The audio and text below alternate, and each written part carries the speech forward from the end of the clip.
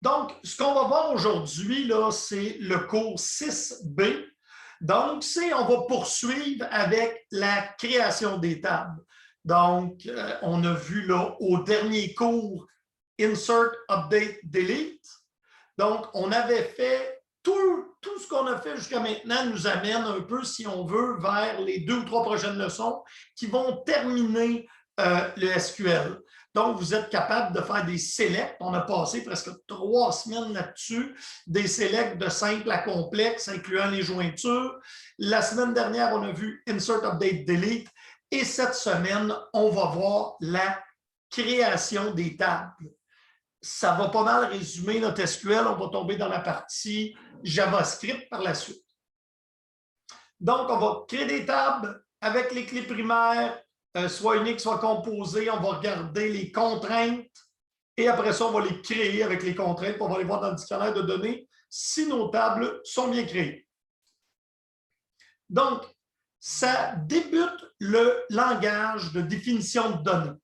Par langage de définition de données, j'entends créer des objets. Nous, on va voir dans ce cours-ci principalement la création des tables. Naturellement, il y a d'autres objets, il y a des vues, il y a des utilisateurs, il y a des index. Et tout ça, c'est à l'aide du langage de définition de données, ou en anglais, le DDL. Ici, j'ai mis un hyperlien pour le langage SQL 12C. On se focus ici.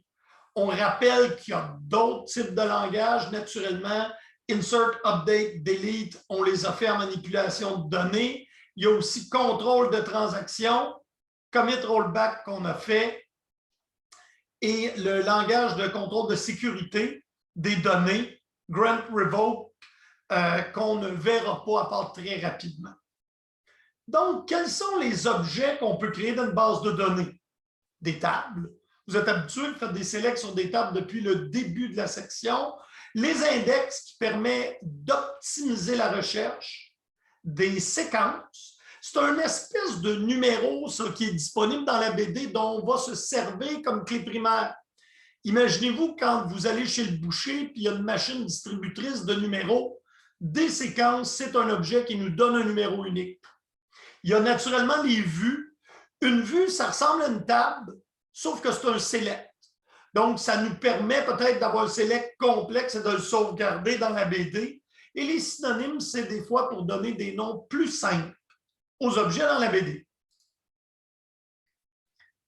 Pour créer des tables ou d'autres objets, incluant des utilisateurs, des vues, on a des règles de nomenclature.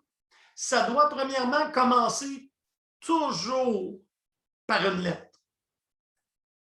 Avoir un maximum de 30 caractères. À partir de la version 12C d'Oracle, ce n'est pas vrai. Si on les met entre guillemets, on peut aller jusqu'à 128 caractères.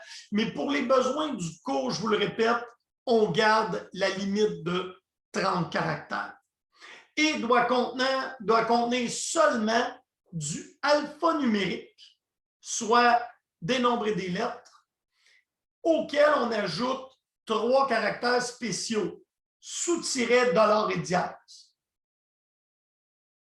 Et il ne doit pas être un mot-clé Oracle, donc tu ne peux pas avoir une table, par exemple, qui s'appellerait Select.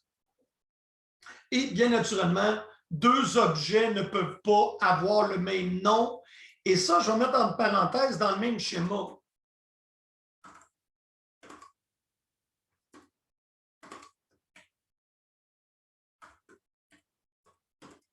Autrement dit, avec le même nom d'utilisateur. Si tu es connecté comme Scott, tu ne peux pas avoir 2 tables EMP, mais Scott peut avoir une table EMP et l'usager Cyril pourrait aussi avoir une table EMP. On comprend qu'ils ne s'appelleront pas pareil parce que si j'étais un autre utilisateur pour aller sélectionner dans ces tables-là, je devrais mettre le nom du propriétaire de l'objet, scott.emp, et pour référer à la table de Cyril, je ferais cyril.emp. Donc, je répète, les règles sont faciles. Les objets doivent toujours commencer par une lettre. Et ensuite, alphanumérique plus 3 caractères spéciaux. Est-ce qu'il y en a qui se souviennent, et vous pouvez regarder à l'écran, des 3 caractères spéciaux, tapez-les dans le chat, ça vous les faire pratiquer, parce que ça, il est écrit dans le ciel que ça va être une question de quiz. Donc, quels sont les 3 caractères spéciaux dans le chat qu'on peut mettre à une BD oracle? Effectivement, Cyril, souligner $dièse, c'est les seuls qu'on peut mettre. Et vous devez savoir qu'à partir de la version 12C, on a des règles de nomenclature différentes, mais naturellement, tout le développement qui s'est fait avant cette version-là utilise ça. Donc, je dirais que la majorité des sites où il y a des bases de données Oracle, la nomenclature est encore comme je vous l'indique là. Et pour le cours, on garde ces règles-là.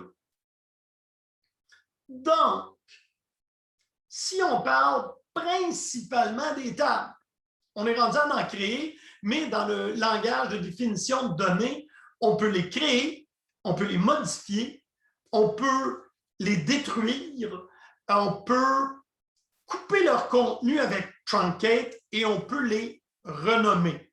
Donc, on a 5 commandes à apprendre. Create table pour créer table, alter table pour les modifier, drop table détruit la table et vous allez m'entendre utiliser le mot détruire pour ne pas vous mélanger avec effacer des rangées qui est delete. Mais ça efface du contenu, delete. Drop, ça détruit la table et naturellement tout son contenu. Truncate, c'est une façon rapide de faire un delete, mais c'est du DDL parce que ça détruit tout, ça garde juste la structure de la table. Et rename. Donc, on va y aller tranquillement. Voilà comment on fait une table. Create table. Vous savez que le nom du schéma ou le nom du propriétaire de l'objet est optionnel.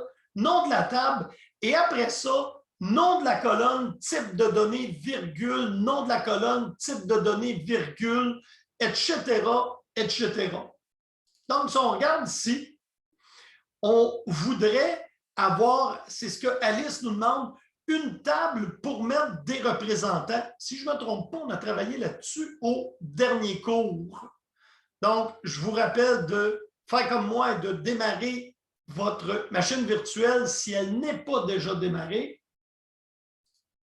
Et on va commencer à créer des tables.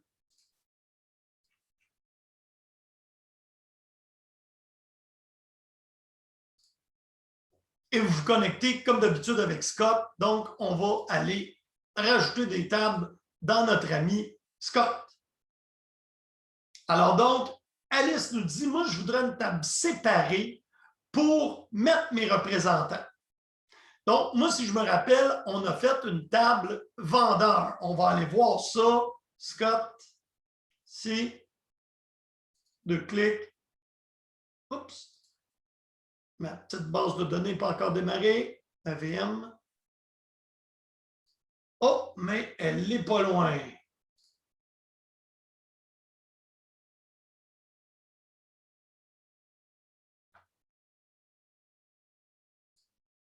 Donc, dans les sous-requêtes, on a appris qu'on pouvait faire un create table avec une sous-requête. Regardez si notre ami Scott est vivant. Oui, on démarre. Et dans Scott, je crois qu'on avait mis une table qui s'appelait vendeur. On va aller la détruire, puis on va la recréer. Pour ceux qui ne l'avaient pas créée, on va pouvoir la créer pour la première fois. Donc, si je regarde dans la liste de mes tables, sont en ordre alphabétique, vendeur. Moi, je l'avais créé. Hein? Puis si je vérifie, là,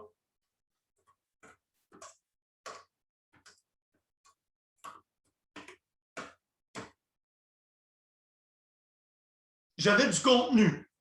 Pour reprendre, je vais maintenant la détruire. Drop table, vendeur. Donc, regardez si vous l'avez. Si vous l'avez, ben, la première commande qu'on va faire aujourd'hui, c'est la détruire. Alors voilà, moi j'ai détruit la table vendeur. Et si je réfléchis ici, juste au côté des connexions, on peut sélectionner les tables et demander un rafraîchissement. Et vous devriez voir que la table est disparue. Ce qui va nous permettre de la recréer. Alors ici, on va apprendre à créer une table avec une sous-requête. Et on l'a fait. Alors, c'est un create table as, puis tu fais ta sous-requête. Pas trop compliqué. Create, oh, ici, on va la refaire, notre table de vendeur. Et là, ce qu'on avait appris, create table as select étoile from vendeur where where DEPT égale 20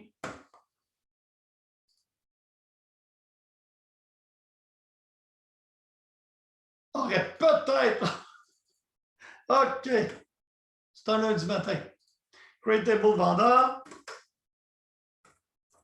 as select étoile from EMP where depno et non pas dep égale 20. Donc, on va effacer, on reprend et voilà. Et là, on va faire un select dessus.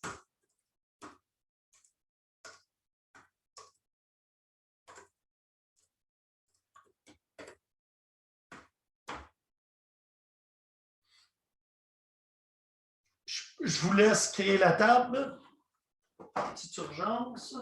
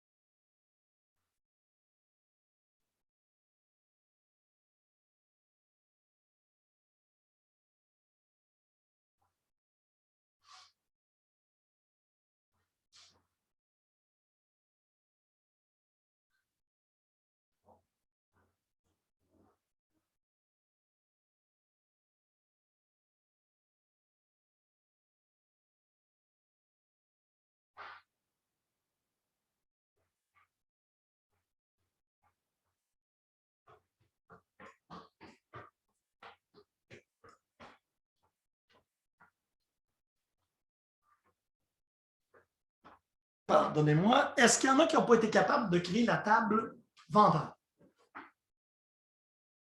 Si je n'avais pas voulu de données dedans, qu'est-ce que j'aurais pu faire?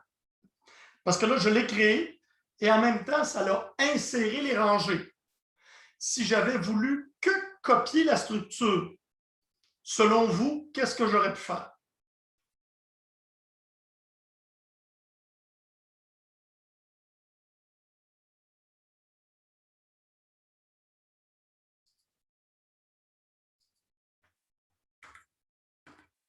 Si j'avais mis Depno égale 99, par exemple, est-ce que dans EMP, on a un département 99? Donc, ça aurait retourné juste la structure de la table sans ranger. Donc, quand on veut juste créer une structure de table qui est une copie d'une autre, on peut faire la même chose que ça, where une condition qui est fausse, on aurait pu aussi faire ça. À 1 égale 2, c'est faux, il n'y aura pas de rangée retournée. C'est un select valide, ça. Si on regarde juste lui ici, je l'amène là. C'est un select qui va retourner aucune rangée. Si notre select ne retourne aucune rangée et on le met dans une sous-requête de create table, ben, il va juste créer la structure de la table. Donc, on sait comment créer une table qui est une copie d'une autre. Comment peut-on créer une table à partir de rien? Alors, on va apprendre. Create table, c'est fait. Nom de la table, c'est beau. Et après ça, on fait colonne, type. Et ça, ici, c'est optionnel si on veut mettre une valeur de défaut.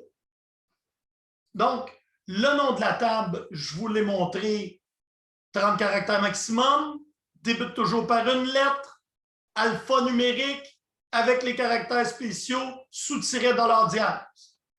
Après ça, on y va avec une colonne, puis on y dit le type. Les types, ça nous permettrait, la colonne, avant que je termine sur les types, parce que c'est la prochaine diapo, on doit comprendre la clause défaut, ça me permet d'assigner une valeur. Si lorsque je veux faire un insert dans la table, je ne mets rien, le système va mettre la valeur de défaut que je vais avoir mis. Donc, les types principaux, prendre un S à type. Alors, on les a déjà vus. C'est le fun, il n'y a rien de nouveau. Varchar avec la longueur. Number, vous pouvez le laisser comme ça. Sinon, tu peux mettre la grandeur maximum et le nombre de points décimales. Date, ben, c'est date.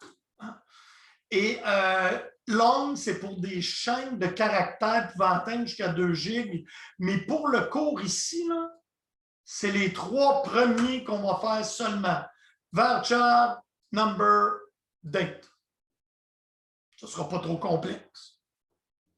Il y en a d'autres. Je ne les passerai pas tous.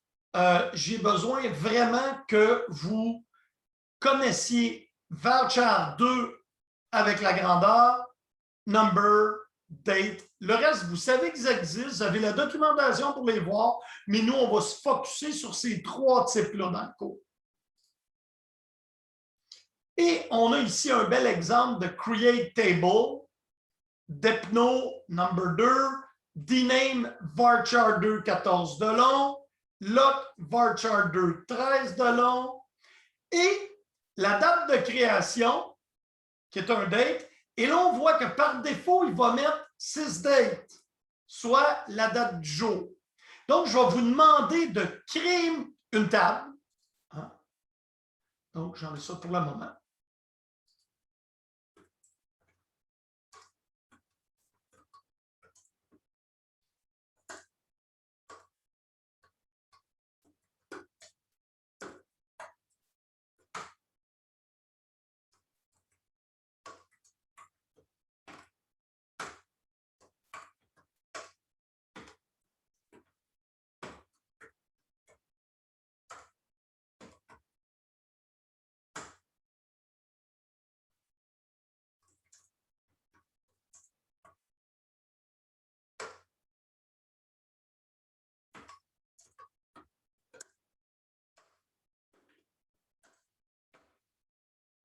Alors, je vous demande de créer une table. Vous me pardonnerez, pas d'accent et pas de faute d'orthographe. Alors, je vous remets la syntaxe qui était là.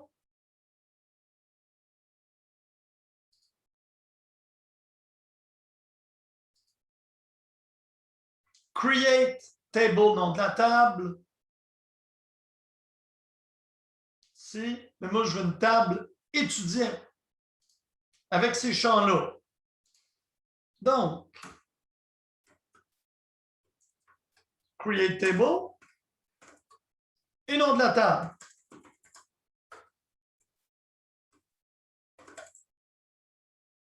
Ensuite, on ouvre la parenthèse. Moi, je vais enlever les 2 points.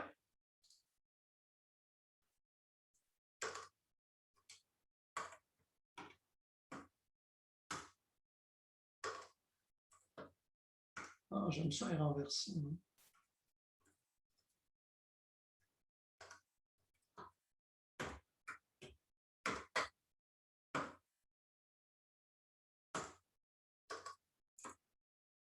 Le 20 qu'on met dans la parenthèse de Varchar, ça va être la limite de caractères qu'on va pouvoir mettre. Exactement ça. OK.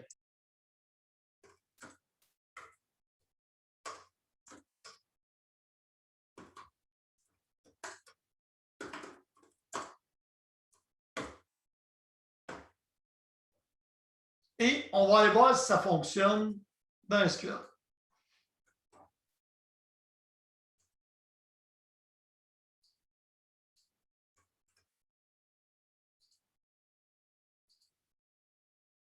Oh, il me dit, moi, j'ai déjà une table, donc drop table.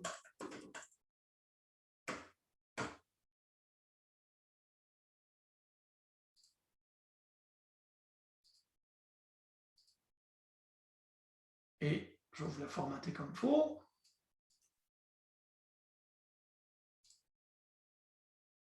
Oh, j'aime pas ça.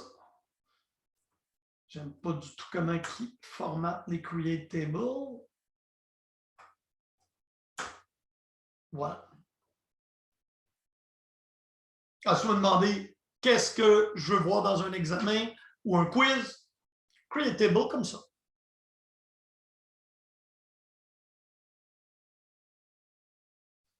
Faites pas le drop, là, moi c'était pour faire un test.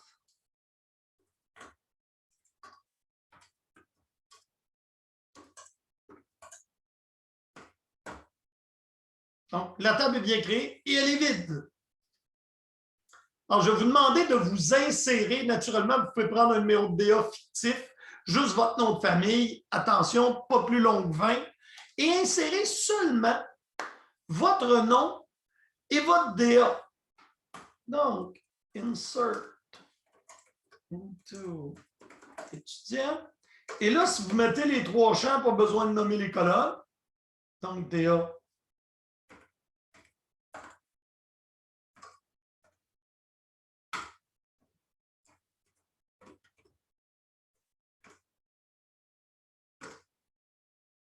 Et je vais mettre nul dans le cadre d'ici.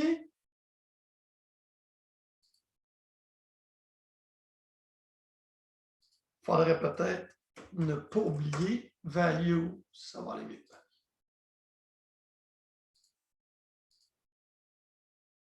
Et là, étant donné que j'ai mis un nul volontairement comme 3e valeur, il ne l'a pas mis. Moi, je vais rajouter Olivier. Et là, cette fois-là, je vais nommer les colonnes. DA, virgule, non.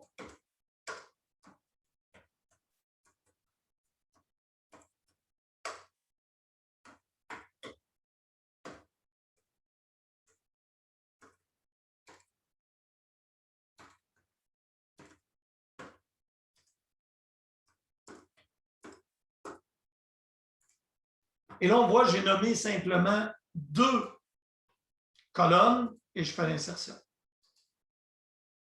Il me dit One row inserted, je vais faire un commit et je vais relancer mon select. Et voyez-vous, je n'ai pas passé de valeur dans la colonne date de création lorsque j'ai créé l'étudiant Sirois dans ma base de données. Et automatiquement, le système a été me mettre la date de création parce qu'on avait mis ici un default value. Alors, en même temps, ça revise vos insertions.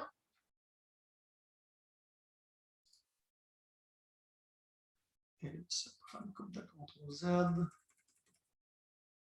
pour ramener notre exemple.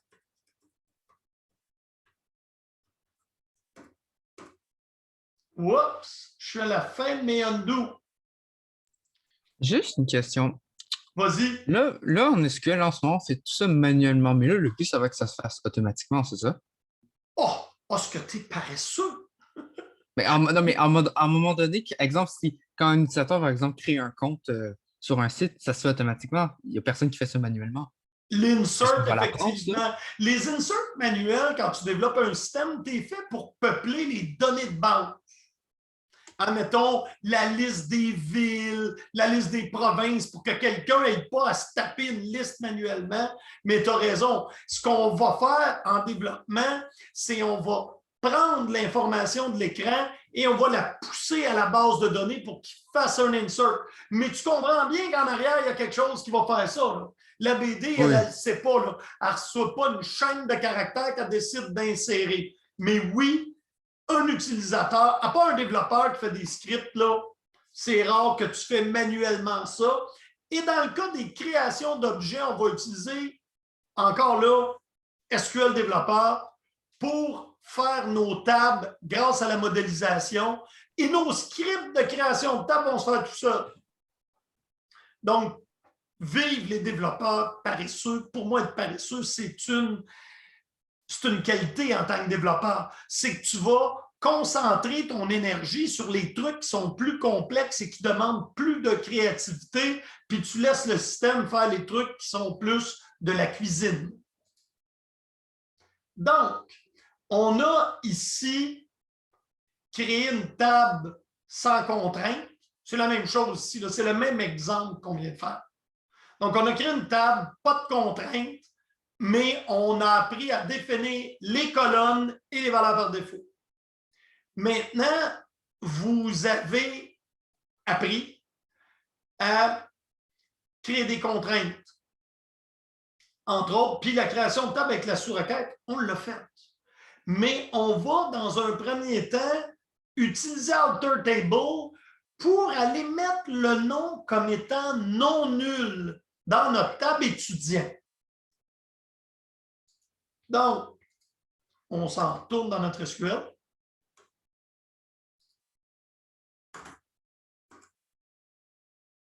Alter Table étudiant, modify non, not nul. Et là, il nous dit table étudiant altéré. Attention, lorsque vous faites du DDL ou du LDD, ça crée un commit implicite. Si tu voulais faire le rollback de tes inserts, je t'annonce la mauvaise nouvelle, il est trop tard. Un alter table, ça crée un commit implicite. Et on va essayer d'insérer Cyril sans fournir de nom. Alors ici, on va laisser le champ nul. Et on va naturellement mettre un autre DA.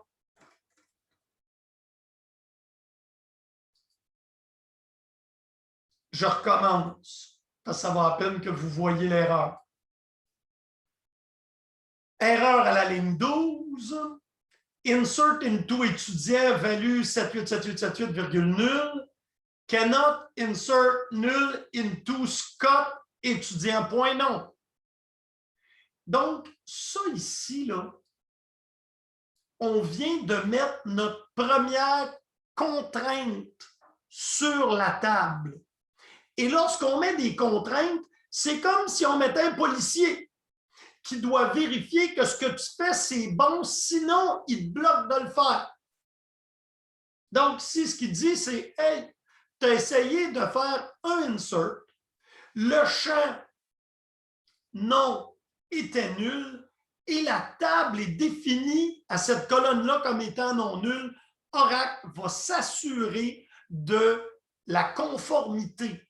Il s'assure que tu respectes les contraintes. Donc là, on a une valeur de défaut pour une première contrainte qui est not nulle.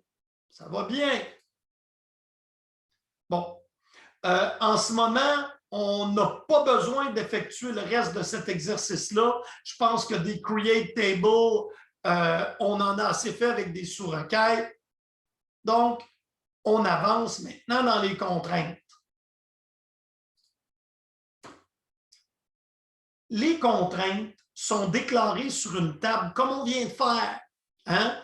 Alter table, je l'ai dit. Et après ça, elle s'occupe de renforcer l'intégrité. Et même dans le cas de lien de clé primaire à clé étrangère, elle va s'assurer de l'intégrité référentielle. Si j'insère une note dans une table de notes et que mon numéro de DA, par exemple, c'est une clé étrangère sur la table des étudiants, j'ai une bien mauvaise nouvelle. Si le DA n'est pas bon, il n'acceptera pas l'insertion. Elles sont mises dans le dictionnaire de données d'Oracle. Par dictionnaire de données, on entend Oracle utilise des tables pour se gérer, ses propres tables. Et ces tables-là qui appartiennent à la base de données, non pas un utilisateur, on appelle ça tout ensemble le dictionnaire des données. Et vous pouvez retenir dans votre tête qu'une contrainte, c'est une condition qu'on impose aux données pour qu'elles puissent être acceptées dans la table. Si tu ne respectes pas la contrainte, Oracle va rejeter l'insertion, ce qui fait que tu te retrouves avec beaucoup moins de données pas bonnes. Peut-être que vous avez déjà entendu l'expression « garbage in, garbage out » pour un système de traitement de données. Si tes données ne sont pas bonnes à l'entrée, ben ton système va produire de la cochonnerie. Garbage in, garbage out. C'est pour ça qu'on vous montre à bien valider des données dans un système. Hein, si tu permets d'accepter des notes sur un système, mettons, de notes, et que tu ne vérifies pas les DA, ben, tout d'un coup, peut-être que tu vas te retrouver avec des notes orphelines puis des étudiants qui leur manquent des notes. Alors, c'est pour ça que quand on développe un système, on s'assure de mettre les bonnes contraintes. Après ça, le côté le fun en tant que développeur, c'est que tu n'es pas obligé de t'assurer que c'est bon. Tu vas gérer juste si ça ne passe pas. Et c'est pour ça qu'en base de données, c'est un petit peu différent dans Java. On fait une gestion a posteriori de la validation. Autrement dit, on n'essaye pas de tout valider. On gère l'exception qui va toujours être levée. Fait que dans le cas du développement en Java, tu essaies d'éviter les exceptions. Dans le cas de développement de base de données, tu essaies de capturer l'exception. Tu n'as pas besoin de le gérer. S'il y a une contrainte de ces données, ça ne sera jamais de mauvaises données dans le système. Mais c'est sûr que tu ne veux pas montrer à un utilisateur quelque chose qui ressemble à ça. Malgré que pour un programmeur, ça dit quelque chose. Cannot insert null into Scott étudiant, point non. Mais tu voudrais lui dire quelque chose comme à ton utilisateur, la valeur du nom doit être saisie. Hein, donc, on va s'assurer de capturer l'erreur et d'en donner un intelligent. Donc, on a 5 types de contraintes sur les données de base que vous devez connaître par cœur. Mais de toute façon, c'est le même pour toutes les BD. Hein. Je vous parle d'Oracle, mais remplacer Oracle par MySQL, remplacer Oracle par SQL Server, ça fait partie du standard SQL. Note nulle et unique. Quand je mets ces deux-là ensemble, qu'est-ce que vous pensez que j'ai dans une des 5? Donc, je dis, la valeur doit être unique et non nulle. À votre œil, j'ai une clé primaire, unique et non nulle. Donc, la troisième, primary key, c'est en fait la composition des deux premières. Mais là, c'est le fun. Unique, non nulle, clé primaire, tu les connais, c'est facile, on en a parlé. Si tu sais c'est quoi une clé primaire, tu connais tout de suite les deux autres contraintes. Il reste à apprendre foreign key, clé étrangère. Et dans foreign key, vous souvenez-vous ce qu'est, je donne une petite définition courte de ce qu'est une clé étrangère. Il y en a-tu qui s'en souviennent? C'est la première de notre table. Désolé. Et voilà. Donc, on connaît maintenant la quatrième. Wow! OK. Je ne savais pas qu'on était si avancé en définition de données. Il reste donc la check constraint. Et la check constraint, le concept qui est facile. On peut mettre une petite règle de validation simple. Par exemple, je crée une table de l'âge pour des utilisateurs qu'on va inscrire sur un site web. Des utilisateurs qui ont plus que 125 ans, il n'y en a pas. Donc, je peux faire une check constraint qui dit que l'âge doit être plus petit que 125. Donc, c'est juste une petite règle de validation simple. Donc, habituellement, on définit ça lors de la création de la table. Je vous ai montré, on peut le faire par après avec un alter table, ce n'est pas grave. Mais, par définition, quand on va apprendre à modéliser, et ça s'en vient, donc on va dessiner graphiquement nos modèles de données et ça va sortir nos scripts de création de table, bien, naturellement, on va apprendre à faire ça directement. Donc, les contraintes, vous le voyez, les données sont en vert et Papa Oracle est en rouge et va vérifier à chacune des énoncés le respect des contraintes. On les a vus. Ça, c'est la définition longue.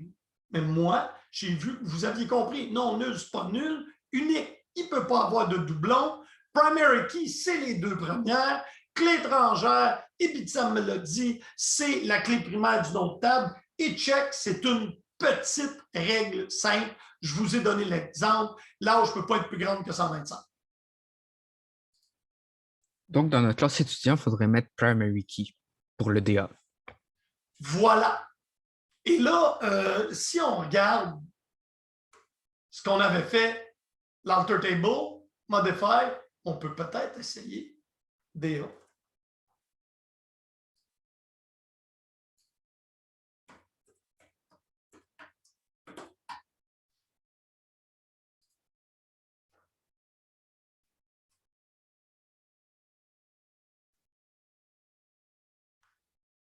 Et je vais réessayer d'entrer brodeur ici. Le insert, je ne l'avais pas jeté, là. Hop.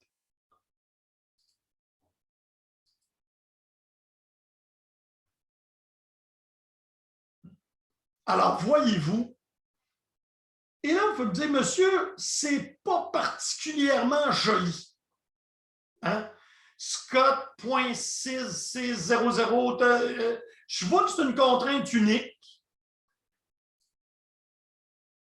mais c'est pas beau.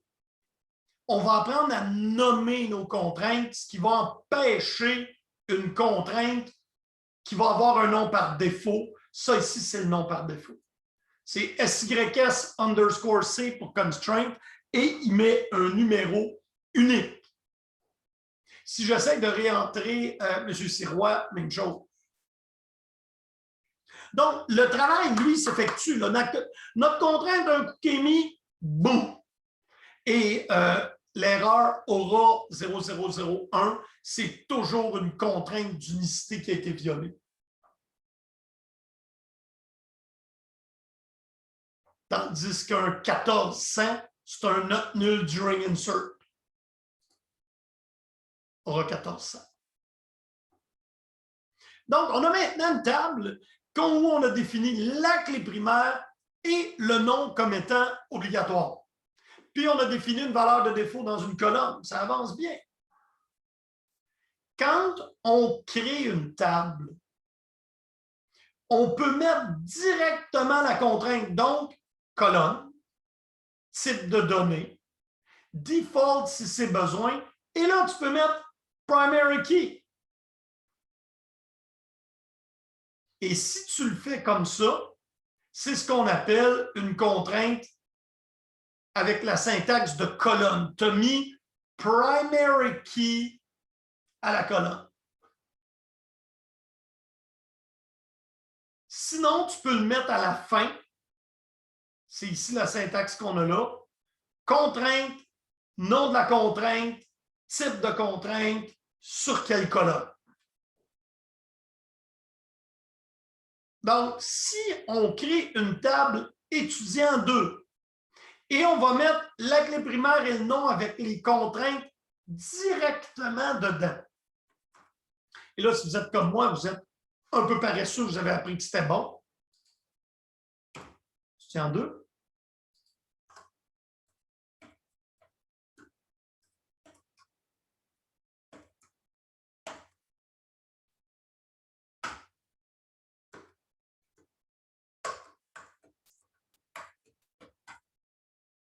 OK, mais avant de faire ça, donc tu peux rajouter la contrainte tout simplement après le type de données. Et ça, on regarde ici, j'avais quelque chose. Constraint. Non. Donc, je peux aussi rajouter son nom. Je m'en viens ici.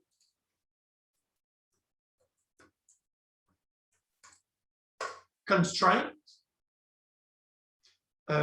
DA, score clé.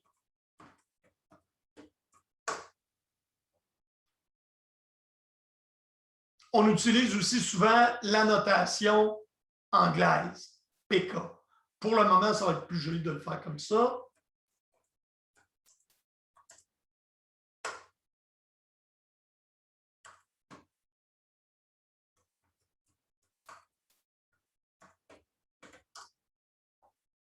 Donc, contrainte, non, non nulle. C'est un nom. Pourquoi c'est intéressant de donner un nom? Ben, on va y arriver. Là, je crée ma table et je lui ai mis. Ah, j'ai déjà un objet. Moi, j'en ai beaucoup des objets dans ma BD de formation. Excusez.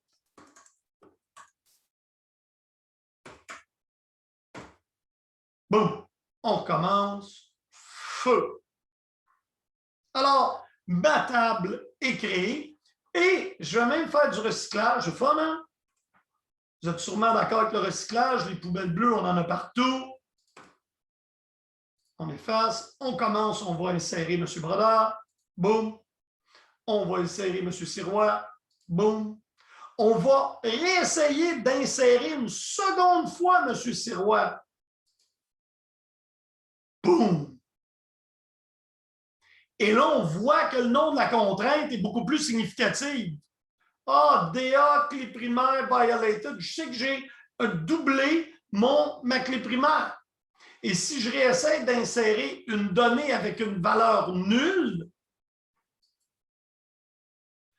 ne peut pas insérer nul. Bon, là, on a quelque chose de quand même joli. Et on n'a pas le nom de la contrainte pour ce qui est des notes nulles. Il est gentil. Il nous donne directement le champ qui est en problématique. Et c'est l'erreur aura 1400. Donc là, on a vu des contraintes nommées automatiquement par le système avec le sys sous-tiret C machin machin. Et on a vu qu'on pouvait les nommer. Et là, ce qu'on a fait, nous, c'est le premier. Donc, la syntaxe de colonne. J'ai déclaré ma contrainte ici sur la ligne de la colonne. J'aurais pu aussi le faire à la fin.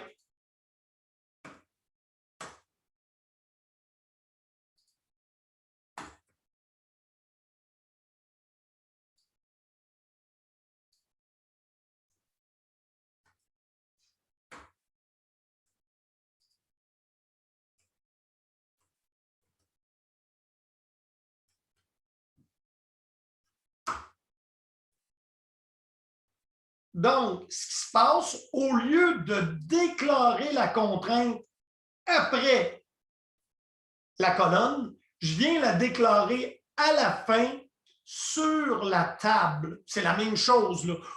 C'est simplement deux syntaxes différentes, mais il y a quelque chose qui s'appelle une clé composée. Et une clé composée, mettons, je dis la combinaison du DA et du nom doit être unique. Comme je viens de faire là. DA, non. La clé primaire va être une clé composée. Là, vous comprenez que je ne peux pas le mettre aux côtés du DA puisque ça comprend deux colonnes. C'est à peu près le seul type de contrainte que je ne peux pas faire à la colonne, c'est les clés primaires composées. On ne travaillera pas de toute façon dans le cadre du cours avec ça, mais vous auriez pu me dire, voulez-vous bien me dire, monsieur, pourquoi est-ce qu'on peut créer des contraintes directement à la colonne puis on peut les envoyer à la fin? Entre autres, parce que la colonne de clés primaires composées, je ne peux pas la mettre ailleurs. Puis là, ben, je pourrais en créer une autre. Je pourrais faire la même chose avec ça.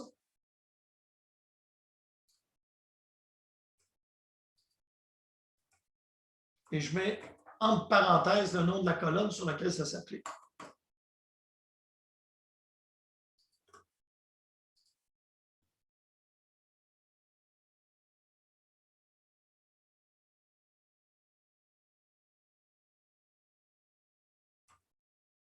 Pourquoi j'ai une faute d'orthographe? Next.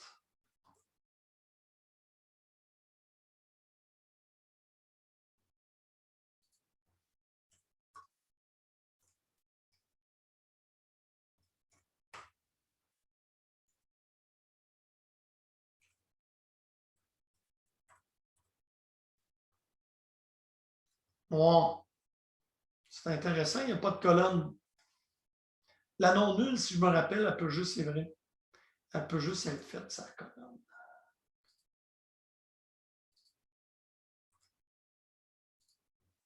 Là, j'ai écrit une contrainte, mais je n'ai pas dit c'était quoi. Ici, hop. Alors, on a une contrainte à la colonne, une contrainte à la table, mais c'est simplement la syntaxe qui diffère. C'est la même chose au niveau fonctionnel.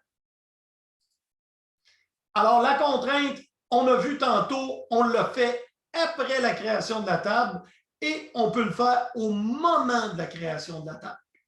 Les deux sont bons. Et on a vu, les noms de contraintes, on peut les définir, ce qui fait des messages d'erreur plus intéressants, ou on peut laisser Oracle les nommer, mais dans ce cas-là, vous comprenez que le nom de la contrainte est absolument horrible.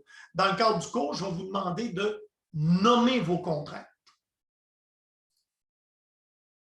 Et les contraintes sont stockées dans le dictionnaire de données d'Oracle. On est rendu ici à la 27. On va prendre une pause.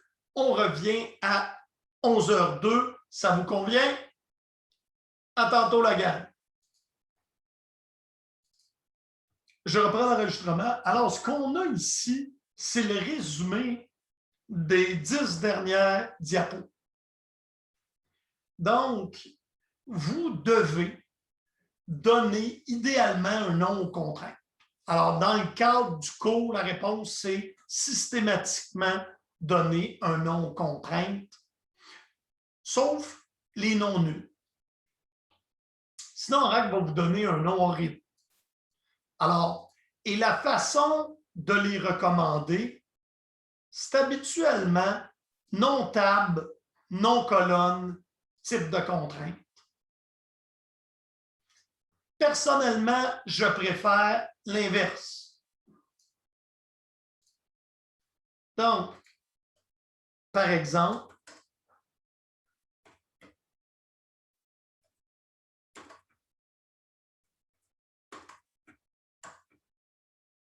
et je vais aussi accepter PK Empno,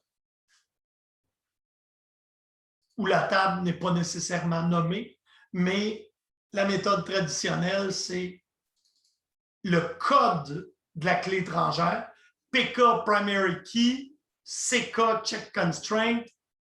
On pourrait, c'est vrai, j'aurais pu vous donner ici la nomenclature traditionnelle. Hein? Note nulle. Unique pour unique key. Primary key. Foreign key. Et la dernière, check constraint, c'est avec un CK. Donc, ça, c'est le préfixe de la contrainte. Note nulle, unique key, primary key, foreign key, check constraint.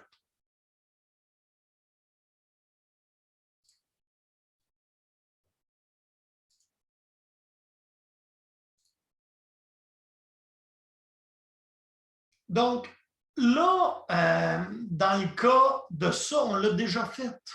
C'est ça qui est le fun. On s'est avancé. C'est sur notre table d'étudiants qu'on a fait ça. Donc, on a essayé d'insérer un étudiant et les doublons étaient permis jusqu'à temps qu'on mette la contrainte de clé primaire. Et là, on va y arriver avec, et là, je vous l'ai dit, ça, c'est la contrainte qu'on a faite tantôt. Au lieu de dire depno ici, primary key, tu fais constraint, tu la nommes primary key entre parenthèses. Là, voilà toutes les façons de créer les tables où on met à la fin les contraintes. Donc, on a un exemple ici. Chaque table doit avoir une clé primaire. Je vous l'ai dit, je l'ai répété dans le cours, Et dans le cadre du cours, ça va toujours être basé sur une seule colonne. Ici, je vous explique qu'une clé primaire composée peut être basée sur 2. Si je le fais avec juste 1, je peux le déclarer sur la colonne, complet ou là. Par contre, si elle possède une clé primaire composée, je vais être obligé de la mettre dans une contrainte en bas. Donc, si on l'a vu, et on a ici, entre autres, une clé primaire composée. Voilà l'exemple. Donc, le résultat de la course, la clé primaire, c'est coureur puis numéro de course. Hein? Parce que pour une course, un coureur ne peut avoir qu'une seule course. Et là, je vais venir dire ici au bas, contrainte PK résultat, primary key, mes 2 colonnes. Et là, indirectement, on apprend comment déclarer une clé étrangère ici. Alors, on va aller voir ça. On va se créer un tableau de notes. Une table, en fait. Donc, create.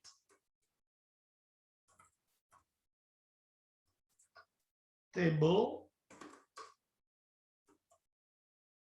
Note. On a tout singulier. J'ouvre la parenthèse. Retour. On va mettre un. Là, on va supposer qu'un étudiant peut avoir une seule note. Là, on va rendre notre truc relativement simple. DA, qui est un number. Note, qui est aussi un number. Puis là, je vais enfreindre la règle cardinale de toutes les tables doivent avoir une clé primaire, parce que là, dit monsieur, il n'y en a pas de clé primaire là-dedans. Un DA note. Professeur, Je le sais. Oui, un beau séjour. est-ce que la virgule après note, c'est correct? Attends une minute, bouge pas. OK, je vais redémarrer le recording. Vas-y, tu peux-tu répéter ta question, beau séjour? Est-ce que la virgule juste après note, c'est correct? Absolument pas. OK, donc là, on n'a pas encore créé la table. On voudrait lui dire que cette table-là, le DA se réfère au DA de ma table étudiant. Et là, on va voler la syntaxe. Donc, contrainte FK, on a dit ce qu'on voulait, c'est la nommer. FK étudiant underscore DA.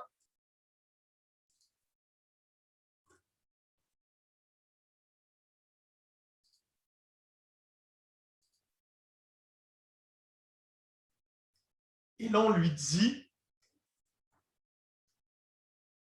que ça référence la table d'étudiant.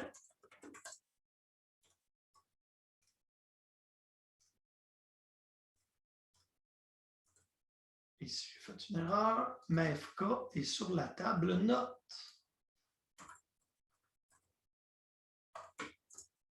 Donc, la clé étrangère ici, ce que je viens lui dire, après avoir déclaré ma table, ça devrait être en minuscule, c'est que j'ai une contrainte qui s'appelle Foreign Key Note DA, qui est ma table note colonne DA. Foreign Key, je donne la colonne, hein, parce que je suis à la fin, là, donc je ne peux pas savoir c'est quoi. Je suis dans la syntaxe de table. Je mets ma contrainte à la fin de la table. Quand je mets ma contrainte à la fin de la table, il faut que je dise c'est quoi le type de contrainte et sur quelle colonne elle s'applique. Après ça, quand c'est une contrainte de clé étrangère, il faut que je lui dise à quelle table, colonne ça référence. Et là, on peut faire ça. Je vais filer ça ici. Insérer.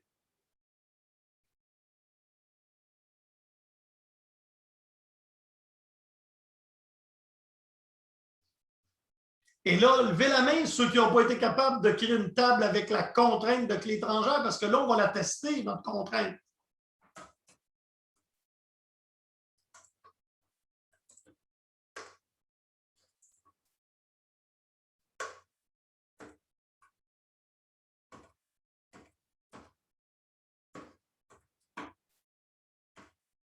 Et comme d'habitude,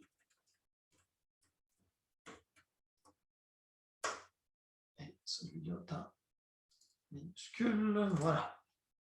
Donc, insert into not values 99999,99. Donc, j'ai un étudiant qui a eu 99. Aha! Insert into not integrity constraint Scott.fk note DA. Parent key not found. Ça veut dire que je n'ai pas trouvé ce à quoi je me référence. On va aller voir nos étudiants.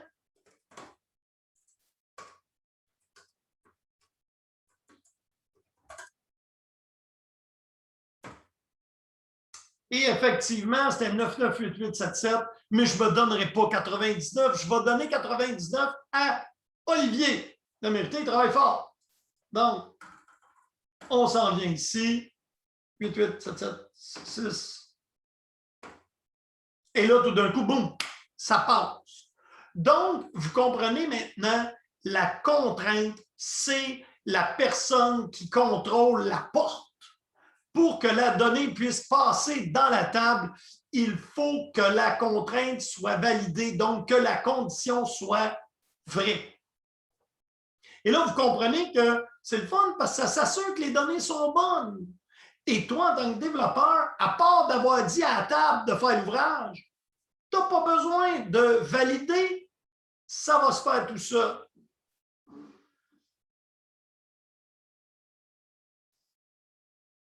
Et là, c'est un autre exemple de comment les mettre.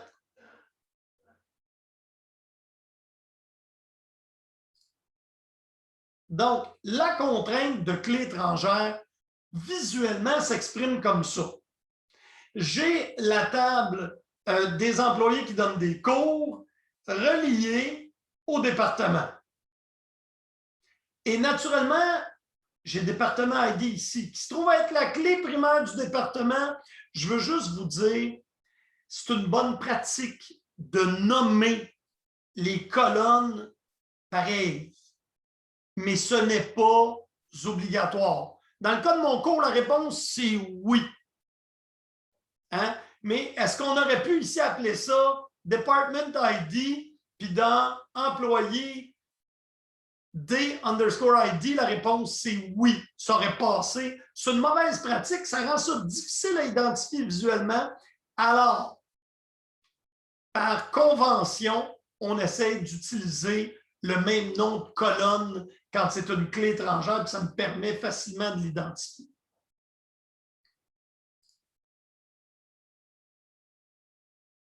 Et là, si j'essaie d'insérer, comme on l'a fait tantôt, une clé étrangère ici avec la valeur 9 qui n'est pas là dans la clé des départements ici, bien, je vais avoir un message d'erreur. Et ça, c'est la syntaxe qu'on a appris.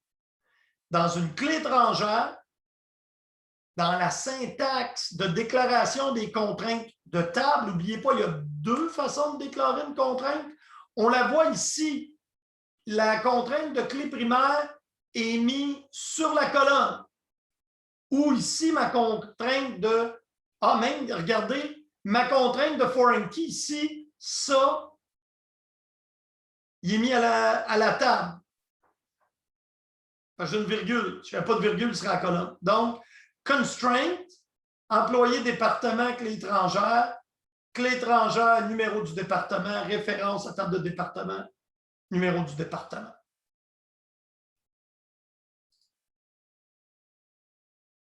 Et si j'essaie d'effacer un département, dans notre cas, nous, on va essayer d'effacer Olivier, mais il existe un lien entre les deux. Qu'est-ce que va faire la base de données?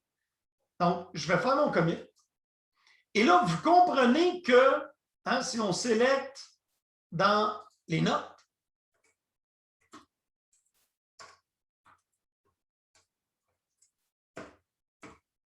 on voit que Olivier, avec le DA 887766, possède une note.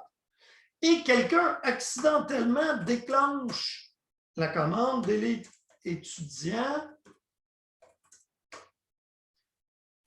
where DA égale 887766. Eh bien, la base de données ne vous permettra pas de créer un orphelin. Parce que si j'efface Olivier de ma base de données, mais qu'il y a encore des notes qui est attachées à lui, ma base de données va être inconsistante, incohérente. Ça ne se peut pas que j'ai des notes qui ont une clé étrangère sur un étudiant et que l'étudiant n'existe pas. Donc, si j'essaie d'effacer un parent qui a des enfants, on peut s'imaginer que les notes, ce sont des enfants de l'enregistrement parent qui est Olivier.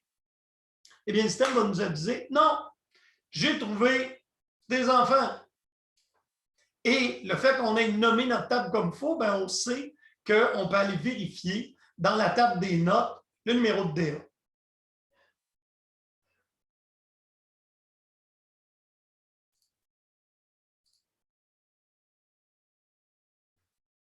Donc, on a vu la contrainte de non-nullité, hein, qui pourrait aussi s'appeler la contrainte de valeur obligatoire. Êtes-vous d'accord avec moi? Parce que non-nullité, là, c'est une double négation. Je n'ai jamais aimé ça, mais qu'est-ce que tu veux? Nul, ça veut dire rien. Non, nul veut dire qu'il y a quelque chose. En tout cas, c'est la contrainte de valeur obligatoire. Hein? Et on a appris la contrainte d'unicité, unique, et on peut la rajouter avec le mot unique. C'est ça le nom de la contrainte.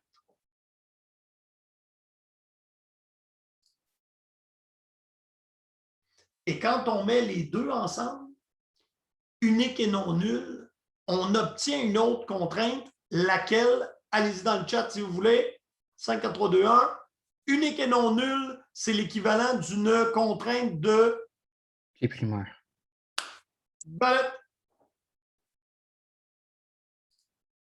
Donc, on arrive ici avec les non nuls. Les non nuls, c'est facile, je les ajoute ici au bout.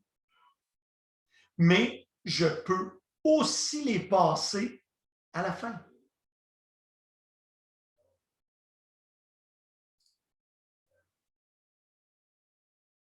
Et voyez-vous, j'avais ici les salaires. Vous vous souvenez-vous dans la table de EMP?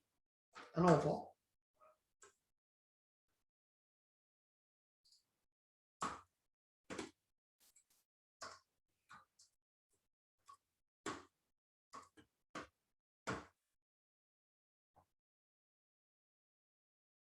Est-ce que vous croyez qu'il y a une contrainte de non nul sur salaire?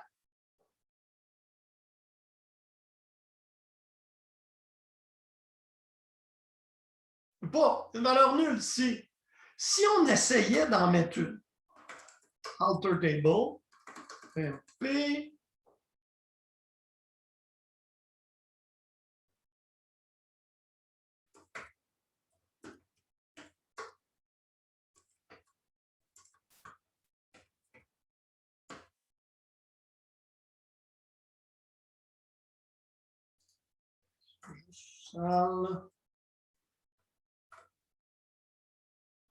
modify, rename, donnez-moi une seconde.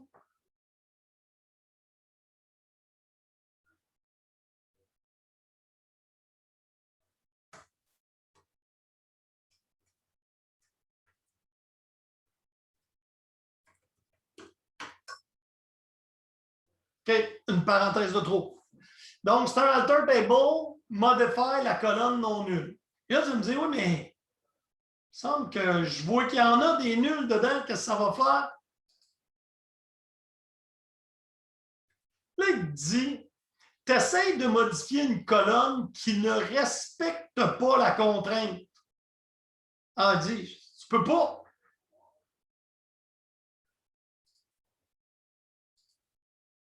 On va aller mettre un salaire à brodeur. Et là, en même temps, ça vous pratique, hein? Insert, update, delete. Oups, CTRL Z, on va se mettre à la fin. Donc, update salle, pas vrai, update employé, 7 salles égale 3500, where MPNO égale. Donc, j'ai maintenant mis un salaire à M. Brodeur. Voyons voir. On va réessayer de modifier notre table. Boum! C'est bon. Puis après ça, on pourrait-tu le remettre à nul pour le fun? Hein? Essayer de jouer un tour. Je l'ai mis, je remets. Eh bien non, à partir de ce moment-là, je ne peux plus le remettre à jour à nul parce que j'ai une contrainte.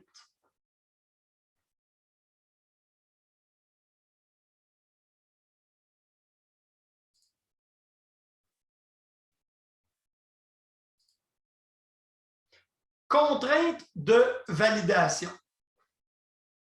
Et là, on voit ici un exemple. On va mettre la couleur des yeux comme contrainte à notre table. Et ce sont toujours de petites contraintes, ça ressemble à une clause de where. Hein? Il faut que ça soit une expression booléenne qui s'évalue à vrai ou faux. J'avais aussi parlé de l'âge. Alors, soyons paresseux et ajoutons simplement une contrainte sur l'âge. Alors, on y va avec constraint, le nom de la contrainte et ce qu'elle vérifie.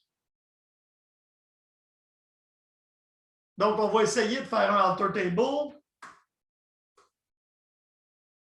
et nous allons rajouter à nos étudiants une colonne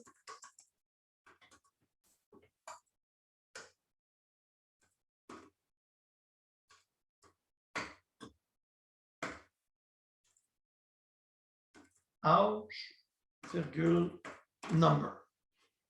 Donc, je prends ma table d'étudiants et j'y ajoute une nouvelle colonne. Oups. Et je peux fort probablement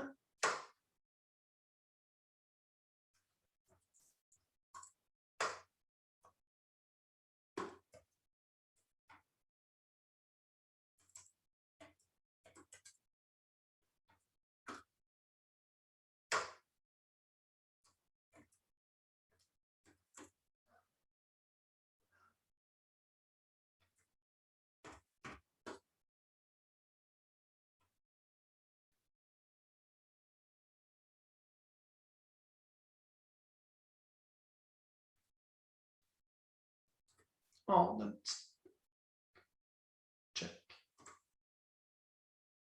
Ah ben oui, il faut que je vous dise que c'est une check constraint. Alors, j'ajoute une colonne âge qui est un nombre et c'est une déclaration de contrainte sur la colonne. Constraint, CK, c'est pour check constraint, étudiant âge, et je lui dis check que l'âge est plus petit que 125.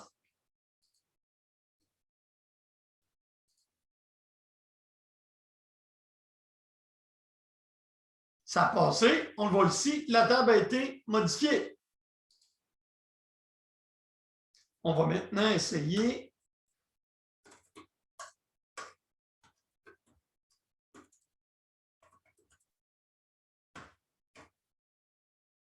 alors, on va aller ajouter l'âge à M. Brodeur. Toujours la même syntaxe. Update le nom de la table. Set la colonne âge égale. Il faut commencer par mon vrai âge.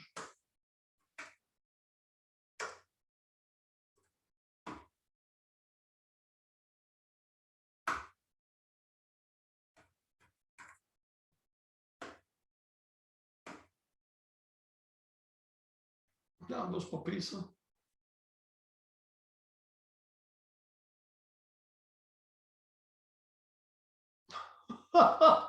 Je pourrais-tu mettre l'étudiant? J'ai tellement l'habitude de travailler avec MP. Donc, Update étudiant, 7 âge égale 55, where DA égale 998877. Boum, tout le monde est heureux, on fait le select, c'est fait. Et là, je voulais écrire que M. Sirois avait 25 ans, mais je vais faire une erreur. Je vais dire 7 âge égale 125. C'est une erreur en tapant l'âge, par exemple. Where DA égale.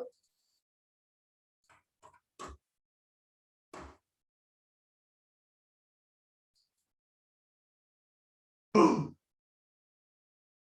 Check constraints, code.ck, étudiant âge, violated. Donc là, on sait comment faire des primary keys, des foreign keys, des unique keys, on rajoute le mot unique. Notre nul, on en a fait, et il nous resterait les check constraints sont faits.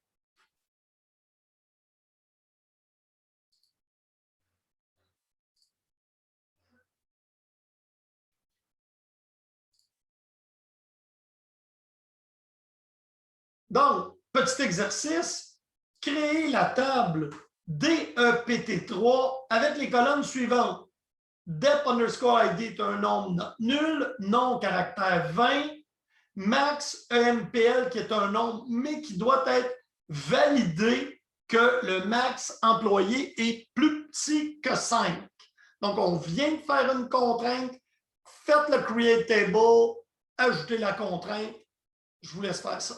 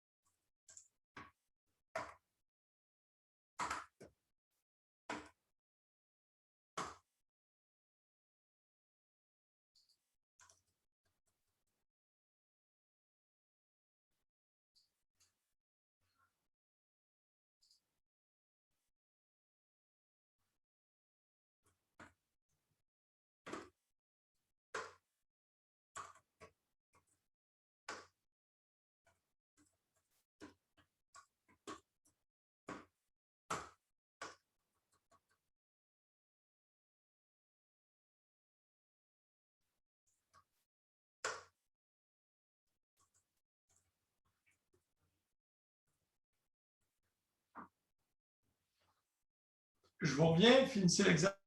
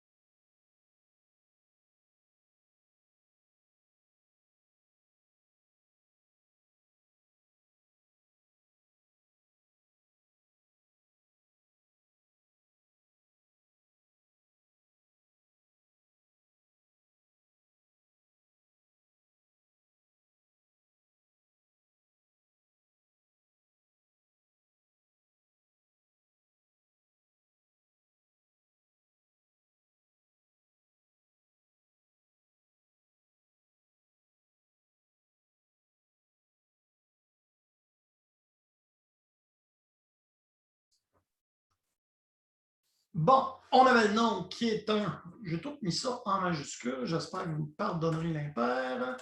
Nom qui est un varchar 2 de fin.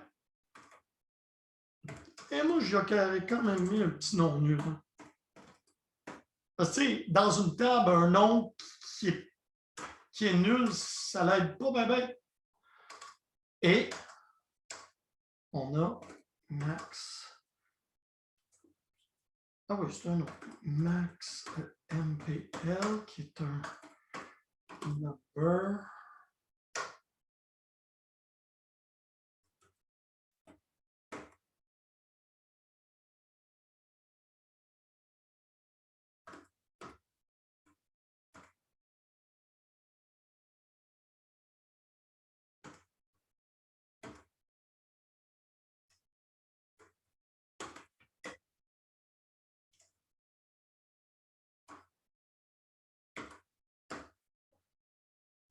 On va regarder si c'est bon. On tombe à jusqu'au développeur. En tout cas, pas de faute de syntaxe. Si je veux nommer la contrainte, ce qui serait probablement approprié, constraint, espace, CK, underscore, le nom de la table.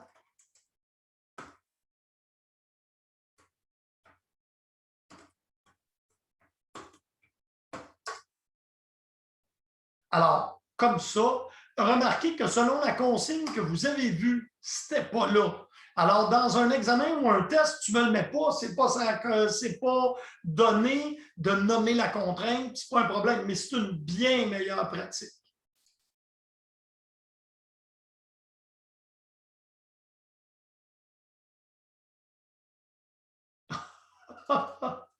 Ça irait mieux, number.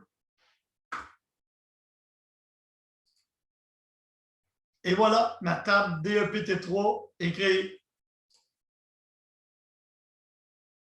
Si vous dites, monsieur, comment je fais pour formater ça pour que ça soit moins laid?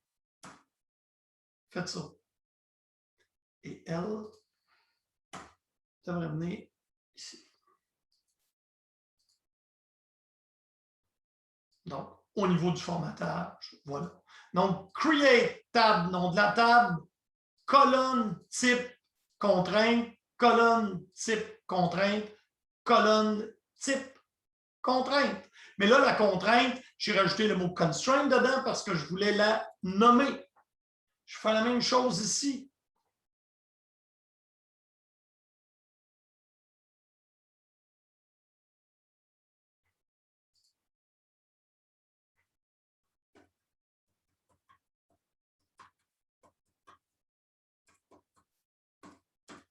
Ah, encore là, plus loin que ça. Alors, et là, vous pourriez insérer 99 test 3 et aller voir les contraintes. Donc, allons essayer d'insérer dans notre table. Et les inserts, c'est une bonne chose de les pratiquer parce qu'on les a quand même vus rapidement. Into DEPT3. Et là, si vous nommez les colonnes, si vous mettez toutes les colonnes dans l'ordre, vous n'avez pas besoin de les nommer, les colonnes avant. Donc, on avait depID qui est un number, on va dire 2, virgule son nom, on va mettre le département des profs et on va faire par exprès, on va mettre qu'il y a 12 employés dedans. Bon. Mais s'il y en avait eu seulement que 2, l'insertion aurait passé.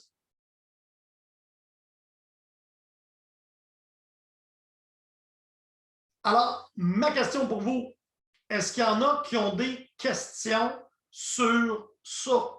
Et là, vous me dites, oui, monsieur, comment je peux aller voir le détail des tables? Il y a le dictionnaire de données, mais ce n'est pas le but de ce cours-là d'aller vous faire des sélects compliqués dans le dictionnaire de données. On va utiliser notre outil si vous vous en venez ici, faites juste un petit rafraîchissement. On devrait voir notre table DEPT3. Là.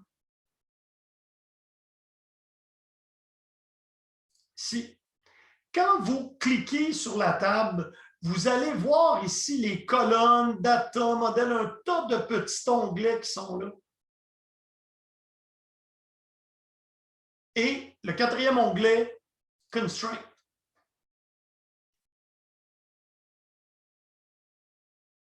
Et l'onglet Constraint va vous donner toutes les contraintes existantes sur la table. Oh, ma BD en arrache.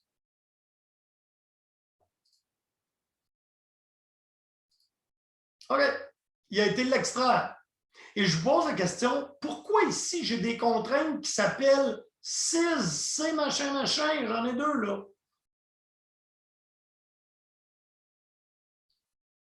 Car on n'aura pas donné d'alias. Voilà, on n'a pas donné.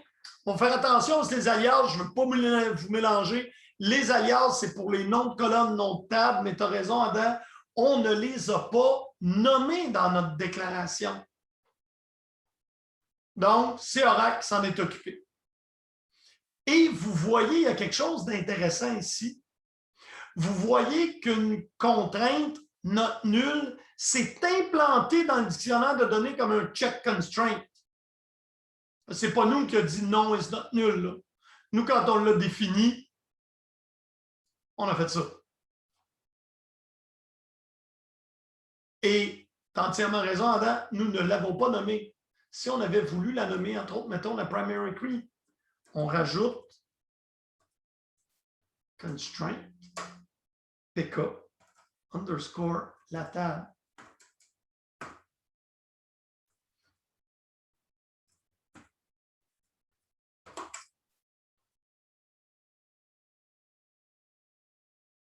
Donc, quand je veux les nommer, les contraintes, je rajoute constraint avec un nom significatif.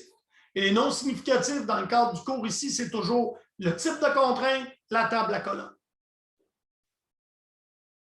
Est-ce qu'il y en a qui ont des trucs qui n'ont pas compris sur le LDD, le langage de définition de données qu'on a fait? Donc, altérer des colonnes, altérer la structure des tables, ajouter des contraintes, créer des tables, c'est du langage de définition de données.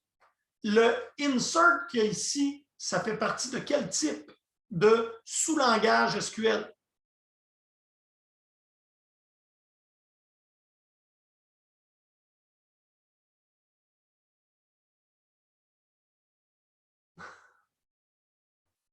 Allez, quelqu'un qui se risque.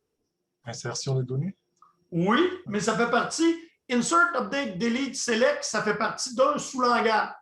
On en a un qui est le langage de définition de données, LDD, et l'insert, le delete, fait partie d'une autre catégorie. LMD. LMD, langage de manipulation de données. Je manipule les données, pas le contenant. La table, c'est le contenant. Si je manipule le contenant, les colonnes, les contraintes, c'est langage de définition de données. Si je manipule ce qu'il y a dedans, delete, insert, select, update, ça se trouve être du langage de manipulation de données. Alors voilà, moi, je ne veux pas de raison de continuer plus loin. Est-ce qu'il y en a qui ont des questions? Le TP est à remettre bientôt, si je ne me trompe pas. Alors, il y en a-t-il qui ont des questions sur le TP? Oui, moi. Parfait. Est-ce qu'il y en a d'autres? Professeur, j'aurais une question. Bon. Alors, est-ce que c'est une question qui est spécifique ou une question qui pourrait s'adresser à tout le monde? Spécifique pour moi. Alors, tu peux-tu lever ta main, Cyril, pour le premier? Et qui d'autre a une question sur le TP? OK, donc j'ai Beau Séjour et Cyril. Je vais créer un breakout room et on va aller dedans. Moi, je vais arrêter ici.